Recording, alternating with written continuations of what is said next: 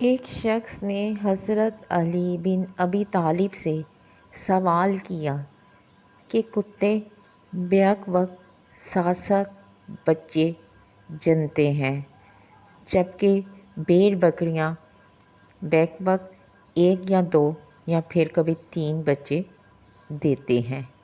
اس کے باوجود بھیڑ بکریوں کی تعداد ہر جگہ کتوں سے زیادہ ہوتی ہے، حالانکہ ہم آئے روز بھیڑ بکریوں کو ذبح کرتے ہیں، قربانی کرتے ہیں، پھر بھی وہ ہمیشہ کتوں سے زیادہ ہوتی ہیں۔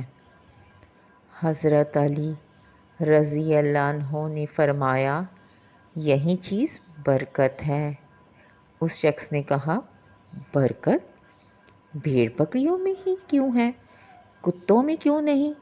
فرمایا، بھیڑ بکریاں رات کے شروع میں سوتی ہیں اور فجر کے وقت جاگتی ہیں تو برکت کو پا لیتی ہیں، مگر کتے ساری رات بھونک کر فجر کے قریب سو جاتے ہیں اور رحمت اور برکت سے محروم ہو جاتے ہیں۔